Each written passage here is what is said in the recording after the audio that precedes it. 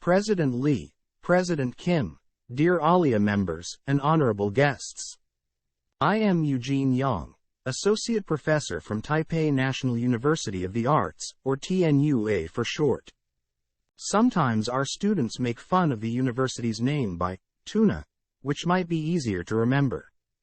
It's my tremendous privilege to present what we've done in TNUA for sustainability in theatrical production. Before that, I would like to brief you all on TNUA. Here are some basic information about Taipei National University of the Arts. In TNUA, there are 7 schools and 1 special program. School of Music, Fine Arts, Theater Arts, Dance, Film and New Media, Cultural Resources, Humanity, and 1 special program, named Music and Image Transdisciplinary Program. And there are also 7 research centers in TNUA. Center for Traditional Arts, Center for Arts and Technology, Performing Arts Center, Center for Arts Resources and Educational Outreach, Computer Center. The picture here is actually my Python coding practice. Library, and Kwandu Museum of Fine Arts. TNUA sits around Kwandu Plain, where the Gwandu Nature Park is the major stopover site for migrating birds, as well as an important breeding ground for many species. Egret grassland in TNUA's campus is a beautiful garden without too many flowers but with 3 buffaloes growing. TNUA has been hosting their living for many years. The resident buffaloes started with the request from the performance presented by an Indian-Singaporean artist in Campus 2005. The 3 buffaloes have become sightseeing attractive to countless visitors. TNUA even held a naming vote activity for the buffaloes, and there is an official Facebook to record their lives. 1 buffalo names Omega Shoutman, from Digital Monster or Digimon. TNUA has been advocating the SDGs for years, and it held the first International Forum for Art and Sustainability of Taiwan in December 2022.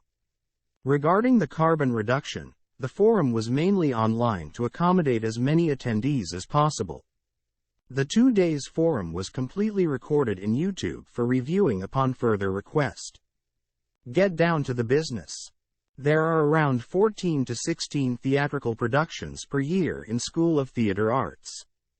2 of them are faculty productions, directed and designed by professors. I have been responsible for 35 faculty productions as the technical director in the past 21 years. Even with limited budget, the directors and the set designers usually want the scenery to be splendid or full of magic. In addition to handling scenic construction and decoration, I often invented some tricks or automation if necessary. The scale of the productions depends, but the concerns are the same. How to build the set with limited resources and budgets. How to deal with the waste disposal. Is there a way to establish the system of sustainability for theatrical productions? I want to present a theory recently invented by myself. It's called Trinity in Sustainability. Trinity is a theory for explaining the identity of God in Christianity. I think the sustainability also has the nature of Trinity. Usually people would focus on 2 themes. The first is material and science, I call it the body. The second is imagination and creativity, which should be the mind. But don't ignore the third, which I believe is the most important, the soul. The soul consists of compassion and benevolence.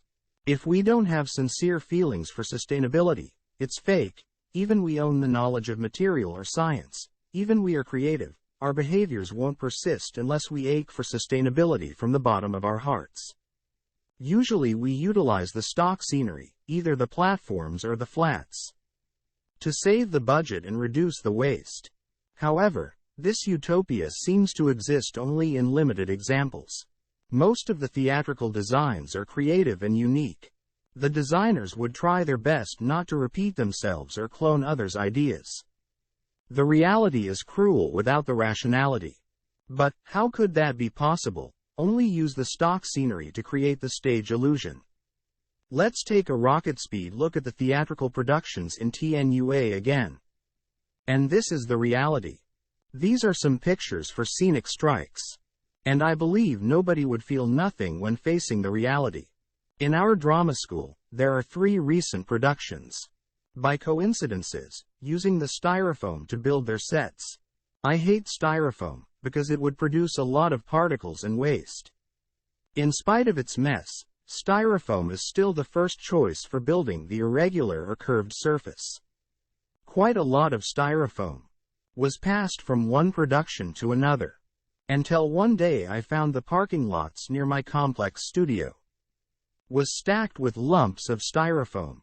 I called the vendor and checked if the used styrofoam could be recycled. The answer is yes, but under certain circumstances. The styrofoam has to be clean, without stains, glues, or any foaming agents.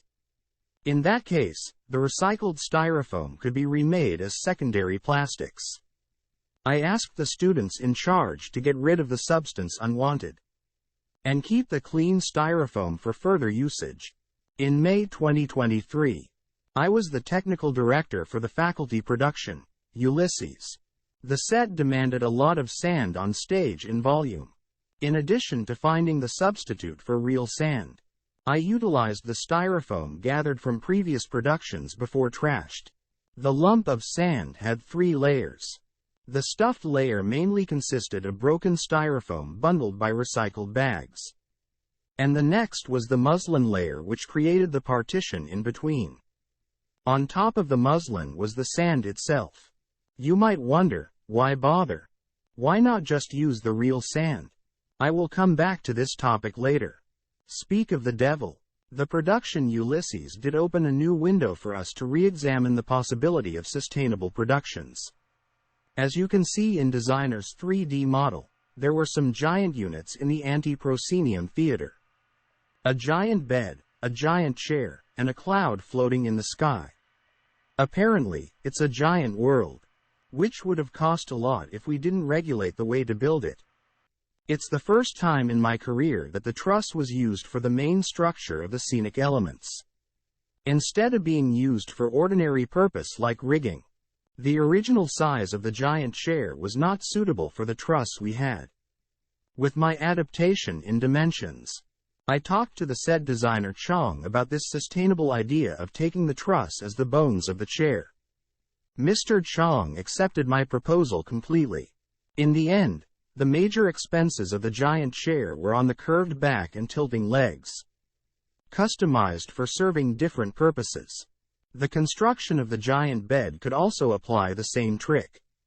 However, we used up the truss we own, and eventually I borrowed some from the new media department, with adding some pipes for the internal structure, renting some curved truss for the back. The main structure of the giant bed was almost done. The rest was the mattress, which was composed of 4x8 stock platform and supplement platform for meeting the overall dimensions, and the puzzle floor mats as padding, which were abandoned in the warehouse of the university gym. The results for the giant chair and bed were satisfying. The set designer and the director helped a lot. Without the consensus towards the sustainability, the process of negotiating the dimensions could be a nightmare. The truss and the stock platform saved a lot of money, and the former did open a new era of scenic construction. I hope you still remember there is a floating cloud in Ulysses. There were 2 things making the experience special. The first is the surface material and texture. After several experiments, we decided to use the translucent paper, some commonly consumable material, for design departments, from the students' homework and drafts, which would become garbage eventually. At the end of the formation, I run out of the paper and called for help on Facebook. It drew attention of a generous lady who graduated from our school 30 years ago. She donated a lot of working drawings with which she was design assistants for some of our faculties. The lights emitted from inside of the cloud created astonishing and theatrical effects. The second special was the construction, since the cloud had to expand and contracted during the performances. After the research, I applied the mechanism, Hoberman sphere, to do the job. In most of my mechanical designs, The basic construction of the frame was steel tubing welded together. For sustainability, I constructed the frame without welding but with bolts and nuts only. After the strike, not only the mechanical parts and the pulley tracking components were stocked, but the steel tubes were also stored for the future. The Ulysses was quite a thrilling and unusual experience. For wood construction without the need for glue, we used the screws only to save the lumbers. The waste was very limited and less than ever. Without the ambition to approach the sustainability, the cost for dumpster would be double or worse. Although I had to spend more time on designing and planning, and the labor for strike was intensive, we believed we had done the right thing, which helped us rethink what we can do for the environment. The last section I want to share today is the revolution progress for the sand on stage. The first example was the real sand but with disguise and cutting corners. In the production The Merchant of Venice, I had to create a rectangular sand beach. By estimate, the total weight of the sand would be more than 4 tons. I wrapped the styrofoam with muslin on top and then covered it with real sand. Since the colors of the muslin and the sand were quite similar, by sticking thin layer of real sand evenly on muslin, it's almost impossible to reveal the secret underneath. At last, I cut the volume of the sand by 50%, and the budget by 20%. On the second example, I used the crude salt to imitate the sand with different texture. In the production Mahabharata, there should be a pattern of mandala with 9 meters in diameter, glowing underneath the sand, done by meticulously arranging complex roots of fiber optics, with LED pouring the light from the ends. In this case, the purpose redefined the material used. The third example, I began to explore more possibilities of the sand material. The major concerns of using sand on stage had always been the weight and the budget. In the production, On the Origin of Species, there were a lot of shoes buried within the sand, and to be revealed at the end of the show. Apparently, it's reasonable to apply the trick of the styrofoam again. Among different materials, I made a bad choice. Lightweight expanded clay aggregate, or LECA for short, which might have some sharp edges that sometimes caused the actors uncomfortable feeling. Although the production was done and luckily no actors' feet were injured, I regretted my choice and shared this experience on Facebook. My share of LECA on Facebook induced a reverberation from my student Lynn, who studied at her graduate level in United States. She recommended the corn cob, which was 100% natural, and often used for lab mice or pets, as the substitute for the sand. This info helped the production Ulysses a lot.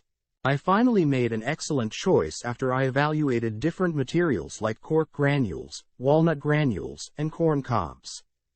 With the styrofoam to be trashed, and with old trick like muslin cover, we reduced the amount of the sand by 90% and the budget accordingly. However, the effect of the corn cob sand was stunning and vivid, without compromise from the artistic point of view.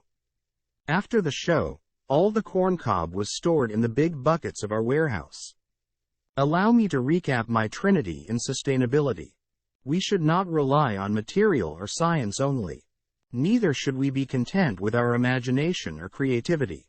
Most important, we should also be humble and aware that Mother Nature won't show her compassion and benevolence if we don't start our action in sustainability right away. The Ulysses was an example of how far the sustainability can achieve. If the production team has the consensus, it should be a renovation that all artists believe. Imagination shouldn't be used in art itself only, but also the way of creating art. Thank you. Let's do it together. And by the way, it is the most updated information about the upcoming International Forum for Art and Sustainability held by TNUA in this November. If you're interested, please take a picture of it or send me the email for further information. Thank you.